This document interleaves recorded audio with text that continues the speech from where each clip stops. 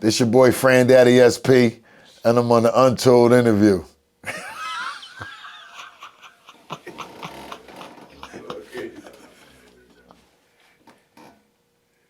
I want that, keep that. How was it making the transition from the streets to an entrepreneur? It was very easy. When I went to jail and I came home, it was a wrap.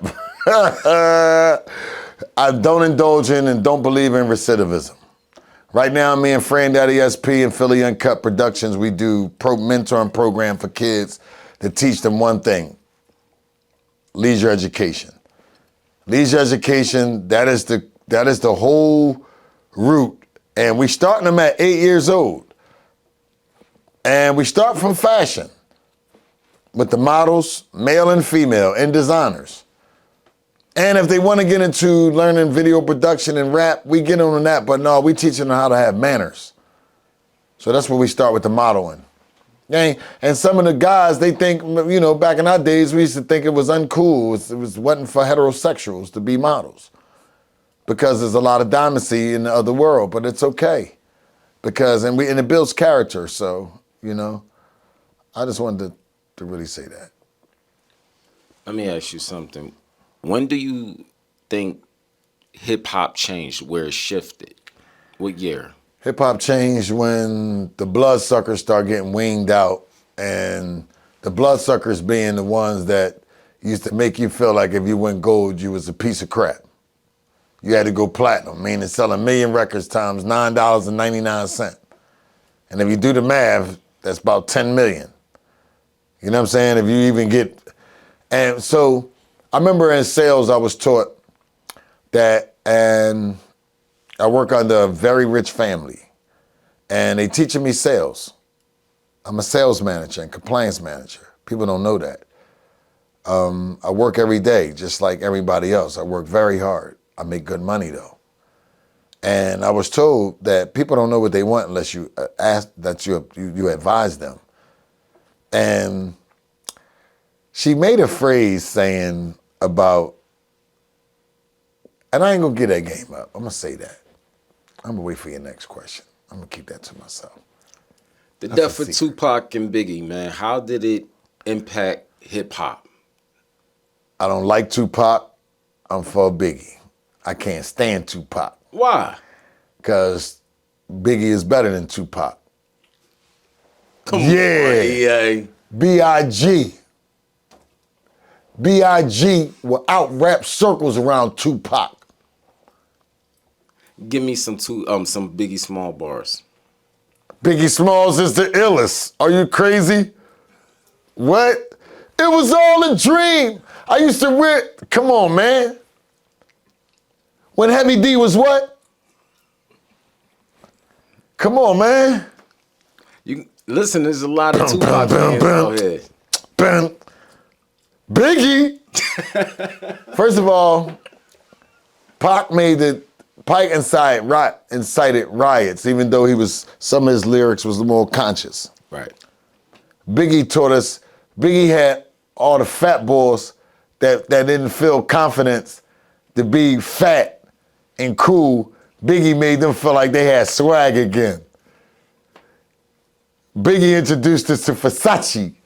Biggie was one of the ones that made all humanity of the ugly guys like me, because I'm the land of the ugly guys. Ugly guys get all the you-know-whats. You understand? Yeah.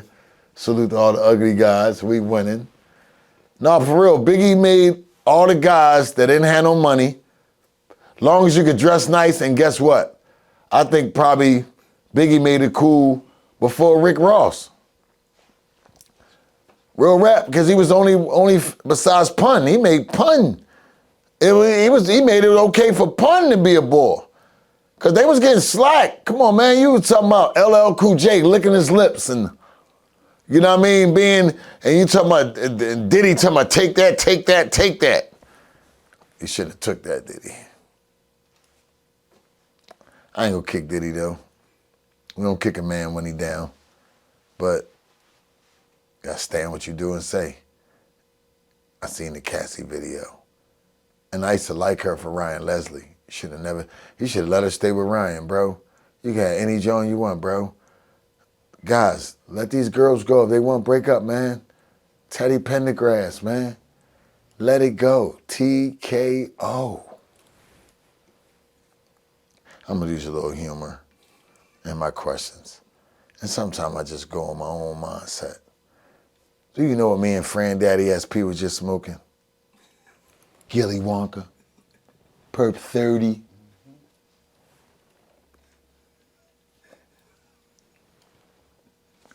Do you know how that make you feel after you get some of that? Let me give you my gilly face.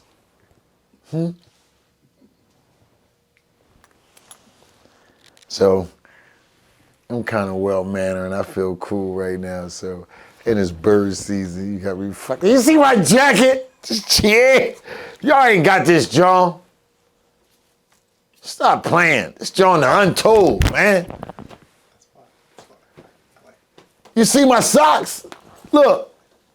Certified worldwide puppies matching. I got to match the Eagles green, bro. Drip season on from uptown, man. You know, that's what we do. You see they talk about drip?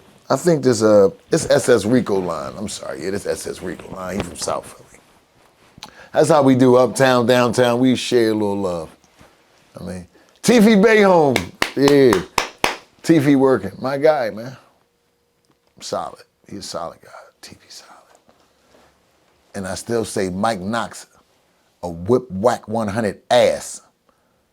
Mike Knox will put paws on you, whack. All right, go ahead. Let me ask you something. Do your music selection change as your lifestyle change? Absolutely, it should. Why would you talk about hoes or pimps if you just got married? What's wrong with you?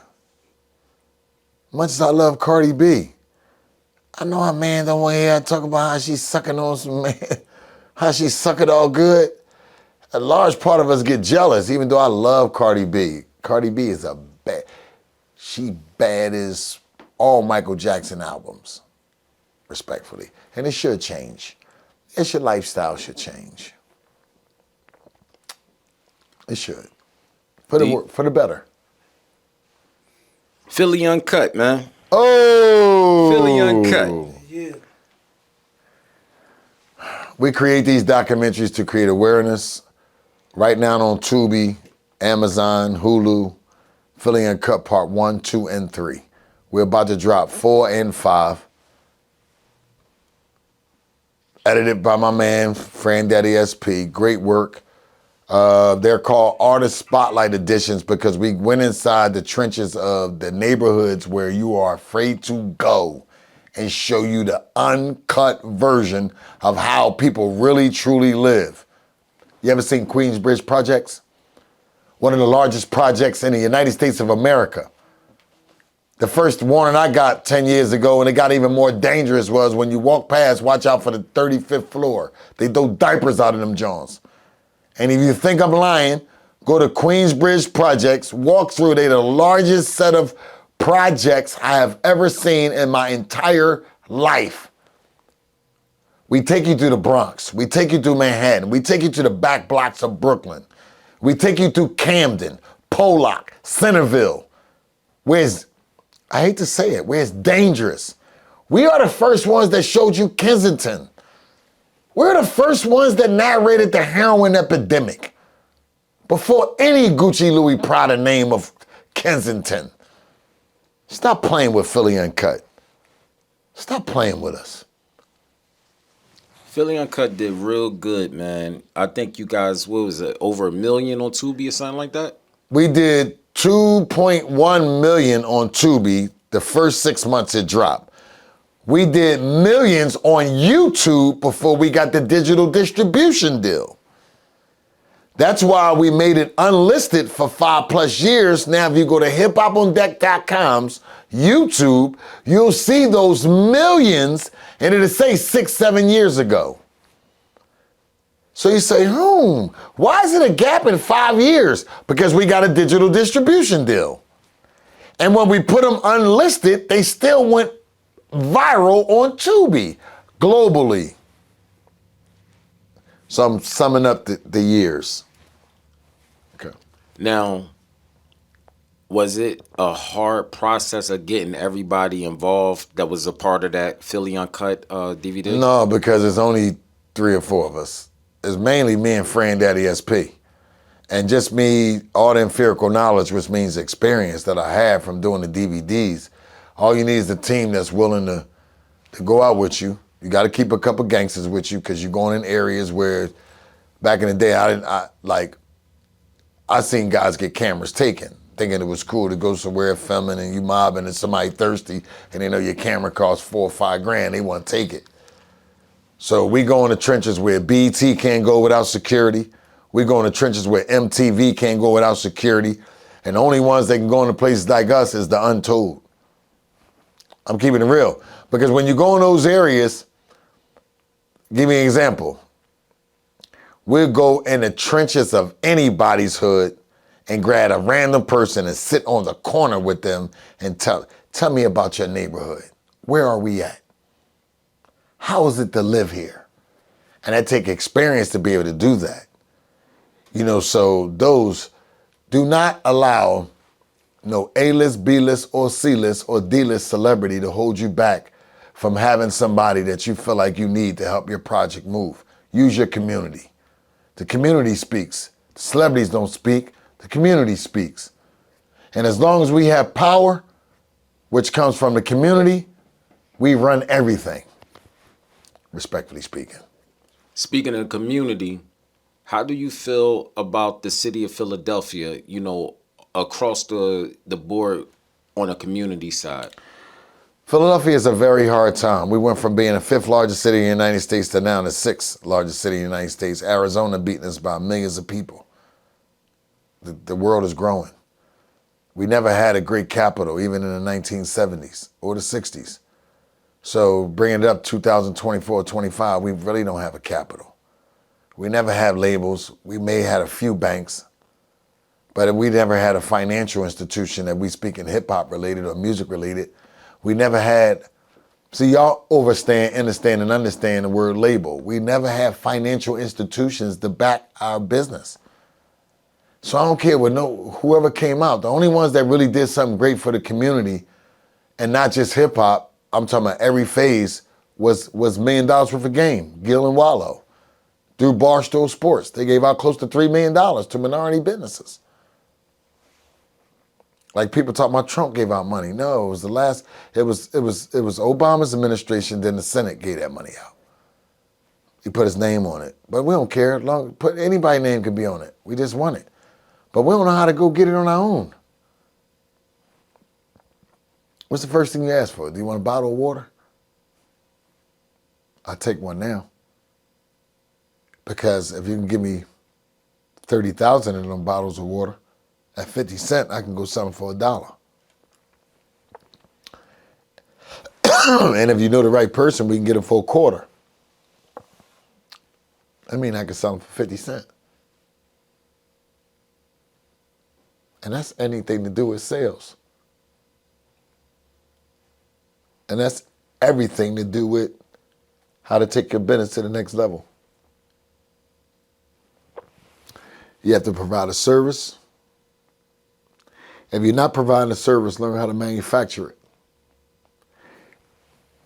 If you don't know how to manufacture it, learn how to distribute it.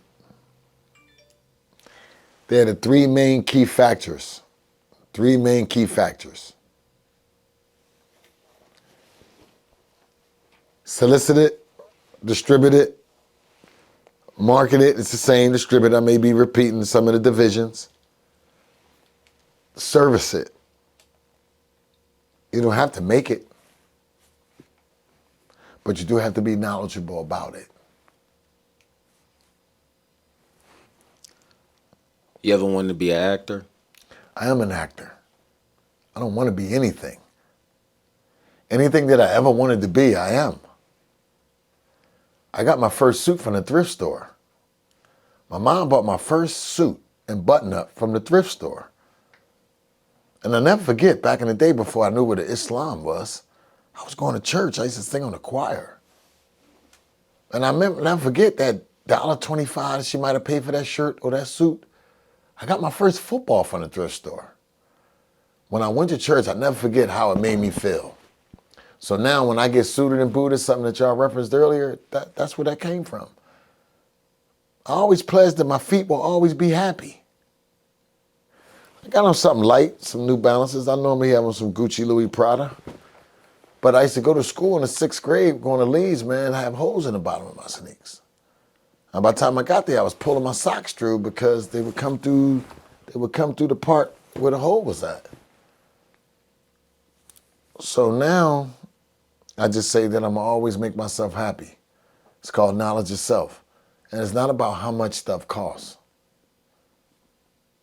Because I can go on Kohl's, Ross, and find a dope t-shirt that costs $6 and feel the same way that I went in Saks or Bergdorf and got a Dior or ordered a Dior shirt off Bloomingdale's that was $4.75 a t-shirt. It feels the same way.